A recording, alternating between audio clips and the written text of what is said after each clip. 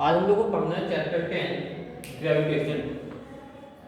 Gravitation से हम लोग क्या समझते हैं? ये एक ऐसी फोर्स है, ग्रेविटी के बारे में आप सभी लोग को पता है। ग्रेविटी अर्थ की एक पुलिंग फोर्स है। अर्थ के अंदर एक फोर्स है जो हमको क्या करती है, अर्थ की तरफ खींचती है। हमको ही नहीं, हर एक ऑब्जेक्ट को अर्थ की तरफ खींचती है। इसी फोर्स को हम लोग बोलते हैं ग्रेविटेशनल फोर्स। और ये जो खिंचाव है ये किसके कारण है? ग्रेविटी के कारण। किसके कारण है? ग्रेविटी के कारण है। और इस पूरी प्रोसेस को हम लोग बोलते हैं ग्रेविटेशन। क्या बोलते हैं? ग्रेविटेशन। अब हम लोग बात कर ले अगर ग्रेविटेशन को और कैसे समझा जा सकता है कि ग्रेविटेशन भी एक ऐसी फोर्स है जो नीचे की तरफ ही हमेशा आती है। तो न्यूटन का थर्ड लॉ जो मोशन का था आपने पढ़ा है, क्या था? Every action has its equal and opposite reaction. तो उसमें क्या दिया गया? कोई भी चीज हम ऊपर फेंकते हैं उतनी तेजी से वो नीचे आती थी। नीचे आती क्यों थी? वो आती थी केवल ग्रेविटेशन के कारण। किसके कारण? ग्रेविटेशन के कारण। अब आप लोग अगर बात करो, जब कोई आप क्या करते हो, एक पत्थर लो, पत्थर को धागे से मार दो और उसको खूब तेज घुमाओ, अच्छा स्पीड से उसको घुमाओ, और जब घुमाओगे तो क्या होगा? तेज घूमेगा तो ऊपर रहेगा। क्यों? क्योंकि उसका जो फोर्स था घूमने का, वो फोर्स जो है ग्रेविटेशन फोर्स से ज्यादा हो गया। ग्रेविटेशन फोर्स से ज्यादा हो गया तो घूम रहा है। छोड़ोगे तो थोड़ा दूर तक जाएगा पहले, फिर उसके बाद नीचे करेगा। कैसे गिरेगा नीचे? ऐसा नीचे हमेशा गिरता है, कर्व में। ऐसा जाएगा नीचे नहीं आता है। जब फेंकते तो कैसा जाता है? लंबा जाएगा जाएगा और ऐसा गिरेगा। ऐसे ही आता है पत्थर। पत्थर को कोई फेंकते हो, थ्रो करते हो तो कैसा जाता है? जब आपने फेंका तो ऐसा ऊपर जाएगा और फिर ऐसा नीचे आएगा। डायरेक्टली नीचे कभी भी सीधा नीचे नहीं आता है। क्यों नहीं आता है? क्योंकि उसकी जो फोर्स थी अभी, वो ग्रेविटेशन फोर्स के अपोजिट चल रही थी, ऊपर की तरफ जा रही थी। अब उसकी फोर्स कम हो गई और ग्रेविटेशन फोर्स ज्यादा हो गई। अब वो अपनी तरफ खींचना चालू कर दी, अपनी तरफ खींचना चालू कर दिया और वो पत्थर नीचे आ जाएगा। इसके बाद हम बात करते हैं यूनिवर्सल एक लॉ दिया गया। कौन सा लॉ था? Universal law of gravitation. क्या लॉ था? Universal law of gravitation. Universal law of gravitation. Gravitation का यूनिवर्सल लॉ क्या है, इसको कैसे हम लोग समझें? हम लोग बात करते हैं, एक बड़ा ऑब्जेक्ट लेते हैं, ये लो, इसको बोल दिया ए, इसका नाम क्या ले लिया? ए।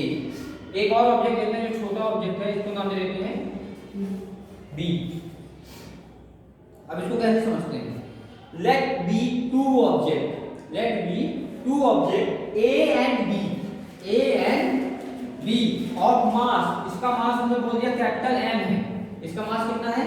Capital M. एंड इसका मास क्या है? Small M. ये कैपिटल एम से मास रिप्रेजेंट कर रहे हैं और इसका मास स्मॉल एम से रिप्रेजेंट कर रहे हैं। अब क्या बोल रहे हैं हम लोग? They lie at a distance d from each other. इसकी और इसकी जो दूरी है, इन दोनों के बीच की जो डिस्टेंस है, ये डिस्टेंस कितनी है? d। कितनी है? d। इस ऑब्जेक्ट से इस ऑब्जेक्ट तक की डिस्टेंस d है। अब क्या बोला जा रहा है? The force of attraction between two objects BF। अब इन दोनों ऑब्जेक्ट के बीच में जो फोर्स ऑफ अट्रैक्शन जो एक दूसरे को ये अट्रैक्ट कर रहे हैं, वो फोर्स किससे रिप्रेजेंट करते हैं हम लोग? F से।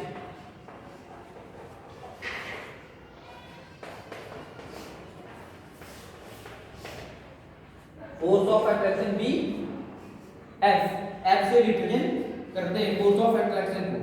अब हम लोग बात कर लेते हैं according to the universal law of gravitation. ये जो यूनिवर्सल लॉ ऑफ ग्रेविटेशन है, ये क्या कहता क्या है?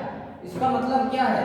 इसके अनुसार force is directly proportional to, force is directly proportional to the product of their masses.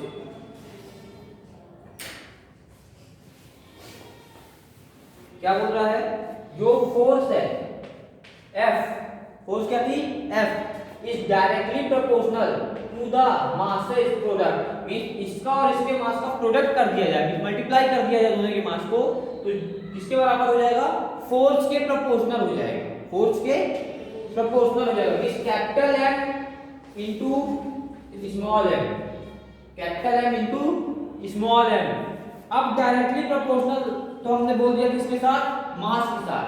अब क्या बोल रहा है, force is also inversely proportional to the distance. जो डिस्टेंस है दोनों के बीच में उसके इनवर्सली प्रोपोर्शनल, मतलब डिस्टेंस बढ़ा दो फोर्स घट जाएगी, फोर्स घट जाएगी।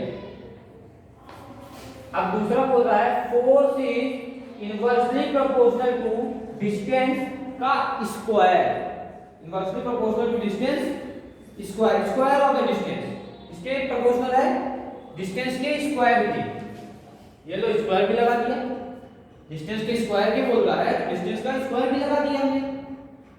क्या आपने समझा कि जो फोर्स है ये डिस्टेंस है दोनों को कम कर दिया तो ताकत कम लगी। नॉर्मल वे में समझना, इन दोनों ऑब्जेक्ट के बीच की जो डिस्टेंस है उसके इनवर्सली प्रोपोर्शनल, डिस्टेंस के स्क्वायर के बराबर, डिस्टेंस के स्क्वायर के इनवर्सली प्रोपोर्शनल। हम स्क्वायर का टर्म अभी छोड़ देते हैं, स्क्वायर का टर्म कंफ्यूजन क्रिएट करेगा, इसलिए अभी मैं उसको छोड़ता हूं, डायरेक्टली समझाता हूं।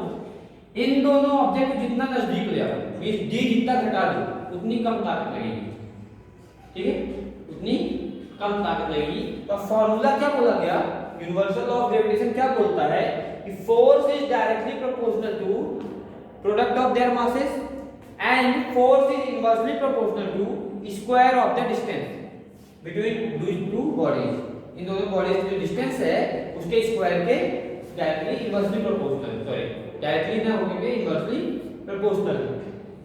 अब दोनों से क्या मिल जाएगा, अगर दोनों को हम लोग इवैल्यूएट करें तो force is directly proportional to m small m oblique d का स्क्वायर, ऐसा लिख सकते हैं। अगर दोनों की प्रोपोर्शनल ऐसा दिख रहा है तो हम ऐसा दोनों के साथ लिख सकते हैं। अब ऐसा हमने लिख दिया, अब प्रोपोर्शनल का सिंबल हटा दें। हम चाहते हैं कि प्रोपोर्शनल का सिंबल हटा दिया जाए, प्रोपोर्शनल का सिंबल हम लोग हटाते हैं, इक्वल्स टू लगा दिए। प्रोपोर्शनल का सिंबल लगेगा तो यूनिवर्सल ग्रेविटेशनल कांस्टेंट जुड़ जाएगा, यूनिवर्सल ग्रेविटेशनल कांस्टेंट जुड़ जाएगा, जिसे हम लोग g से रिप्रेजेंट करेंगे, g capital M small m whole oblique d का स्क्वायर। बात समझ में?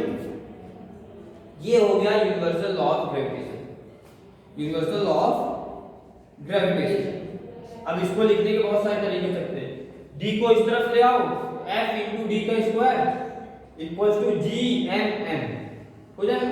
किसी प्रकार का आप लिखो, वो आप किस प्रकार से इसको लिख सकते हो वो आपकी मर्जी।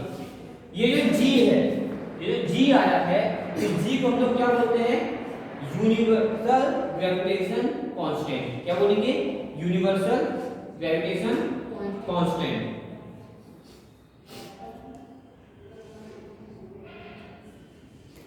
अब हम लोग यहां से g की वैल्यू अगर निकालें, हम ऐसा बोलते हैं कि हम यूनिवर्सल ग्रेविटेशन कांस्टेंट की वैल्यू निकालते हैं, तो हम इसकी वैल्यू निकाल जाएगा, क्या होगा, अभी हमने फोर्स की वैल्यू निकाली थी, अब हम g की वैल्यू निकालते हैं। g इक्वल टू क्या हो जाएगा, f इंटू डी का square whole upon capital M small m बन जाएगा। ये हो जाएगी g की वैल्यू।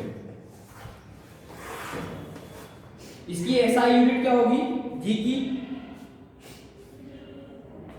की एसआई यूनिट होगी आपकी न्यूटन मीटर स्क्वायर पर केजी स्क्वायर। एसआई यूनिट क्या हो जाएगी, न्यूटन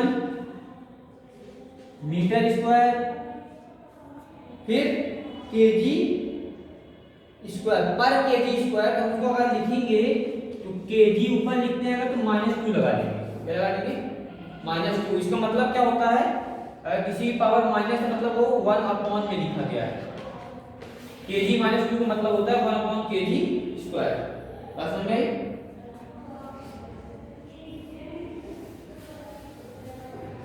ये था आपका क्या, universal law of gravitation, universal law of gravitation. अब यूनिवर्सल लॉ ऑफ ग्रेविटेशन यहाँ पे आपका खत्म होता है। जो हम लोग नेक्स्ट पार्ट करेंगे वो आप अगली वीडियो में पढ़ेंगे, ठीक है।